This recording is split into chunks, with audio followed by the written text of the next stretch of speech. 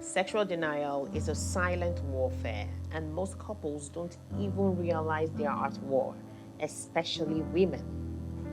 Now, a husband craves connection, but his wife uses sex as leverage. A wife feels emotionally disconnected, so she shuts down physically. Resentments grow, distance build. Someone eventually checks out mentally, emotionally, or worse, physically. Is this the slow death of your marriage, or can it be stopped? Let's talk about why you should never use sex as a weapon and what happens when you do. One look, and I breathe. Marriage isn't just about receiving, it's about giving. Most people enter relationship for selfish reasons. I don't know whether to say everybody go into relationship for selfish reasons, because we have a reason for loving someone.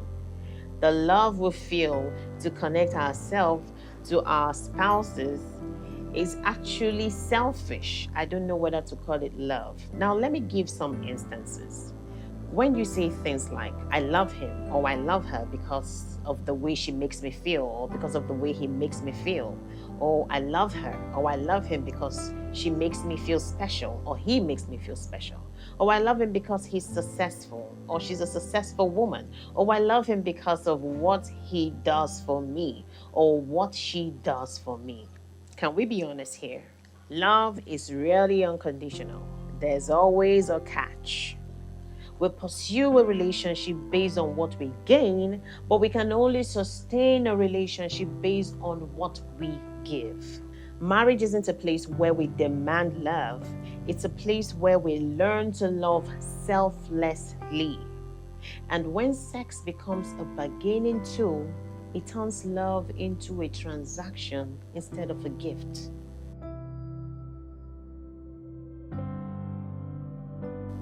Number one, men and women see sex differently, and that's dangerous.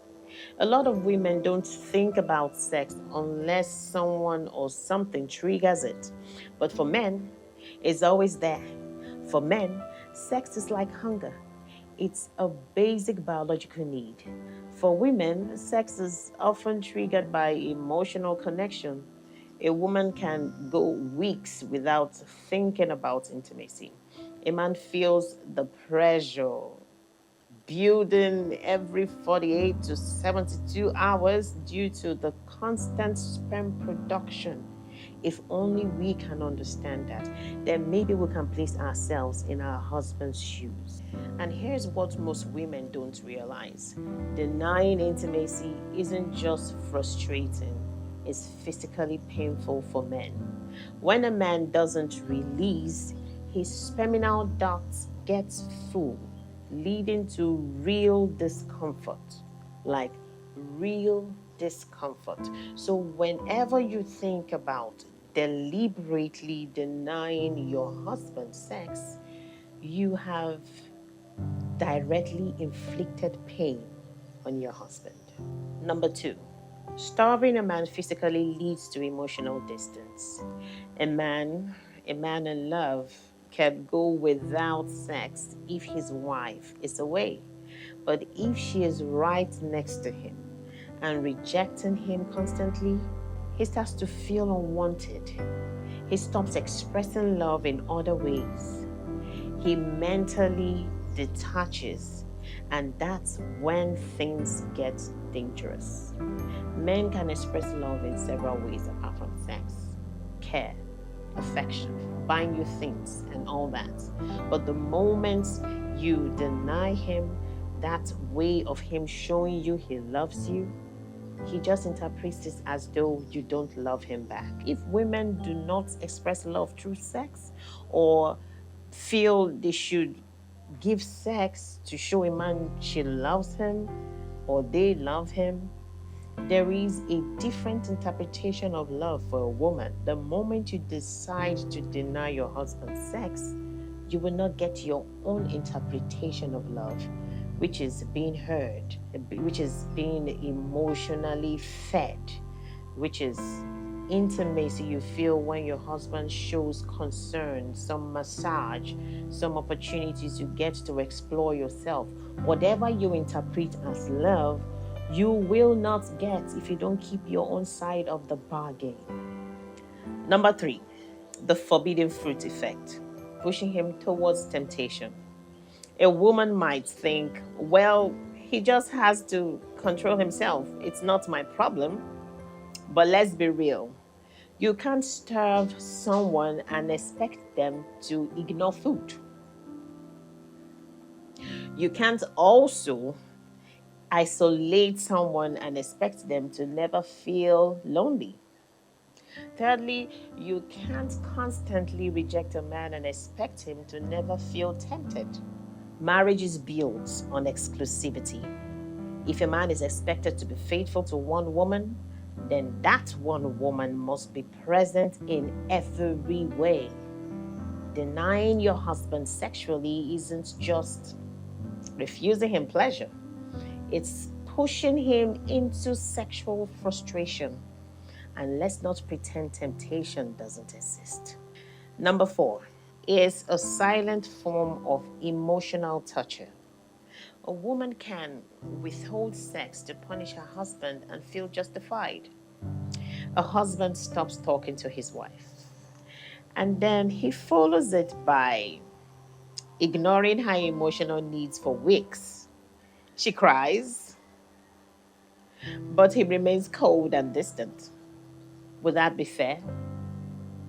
If the answer is no, then a woman needs emotional connection.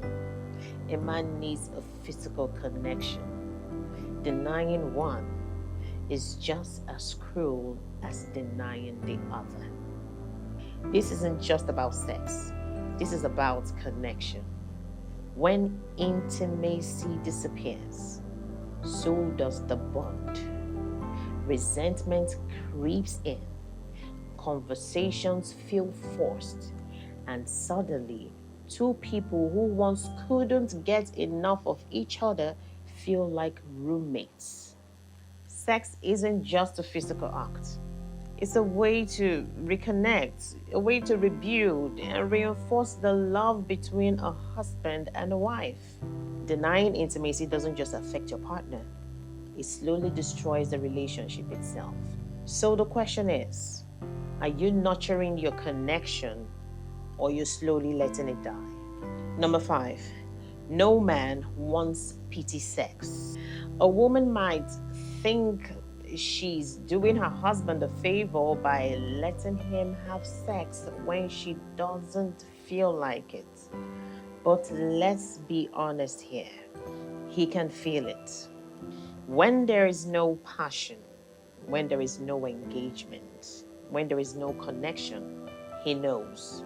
At first, he might be grateful just to have that moment with his wife, but over time, something shifts. He stops initiating, he stops trying, and then one day he stops wanting it altogether. Why? Because no man wants to feel like a chore. No man wants to feel like he's bothering you. If the desire is missing, it's only a matter of time before the emotional distance grows. The goal isn't just to check the box and move on. The goal is to connect. Number 6, denial is the root of resentment. When intimacy feels forced, sexual frustration is real. But forced intimacy without emotional connection, that's the fastest way to kill desire and build resentment. Here is how it starts. A husband begins to feel rejected. Every attempt to get close to her is met with indifference and excuses. Eventually, frustration turns into self-doubt. Why does she never initiate? Why does she always seem uninterested? Am I the only one trying here? Those are the things going on inside his mind. Meanwhile, the wife starts to feel like intimacy is just another task, a box to check off. Instead of feeling cherished, She feels used. Why is this all he cares about? I feel like a duty, not a desire. He only touches me when he wants something. And just like that, a vicious cycle begins. He feels rejected. He gets frustrated. She feels pressured. She withdraws even more. He stops trying. They both feel lonely. Sex should never feel like a chore or an obligation.